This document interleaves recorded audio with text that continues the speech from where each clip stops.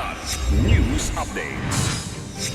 Mga balita ngayon, tropa ng pamahalaan inatasan ng DND na siguruhin ang ligtas at mapayapang halalan sa BARM. Bangkay ng isang ustads natagpuan sa gilid ng kalsada sa Maguindanao del Norte. 6.3 million pesos na halaga ng smuggled na sigarilyo na samsam sa Palawan, 8 sospek arestado. Ako po si Cesar Soriano para ihatid ang nangungunang mga balita sa buong kapuluan ngayon. Inatasan ni Defense Secretary Gilberto Teodoro Jr. ang mga opisyal ng militar sa Central Mindanao na tiyakin ang ligtas at malinis na halalan sa Bangsamoro Autonomous Region in Muslim Mindanao o BARM sa darating na October 13, 2025. Sa pagpupulong sa Camp Siongco kasama ang AFP Chief of Staff, Lieutenant General Romeo Bronner Jr. at iba pang general, binigyang diin ni Teodoro ang kahalagahan ng neutralidad at seguridad sa lahat ng polling sites sa Cotabato City at Caratig Probinsya. Tiniyak ng 6th Infantry Division at 1st Marine Brigade ang mahigpit na pagpapatupad ng non-partisanship at seguridad sa halalan.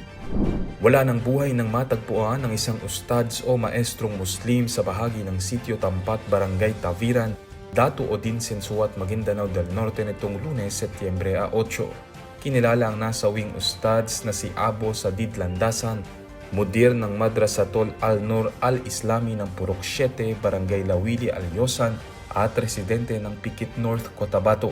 Natagpuan ang katawan nito na may tama ng baril, nakatali ang mga kamay at paa na pinaniniwala ang biktima ng salvage. Patuloy ang investigasyon ng otoridad sa posibleng motibo at pagkakakilanlan ng mga sospek.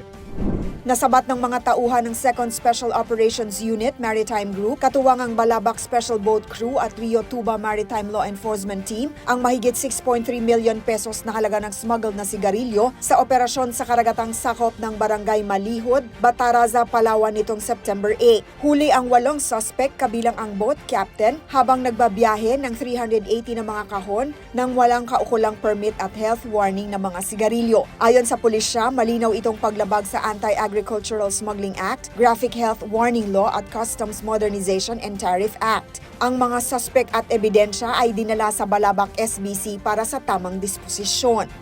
Ako po si Cesar Soriano, kasama nyo sa bawat pagputo ng balita.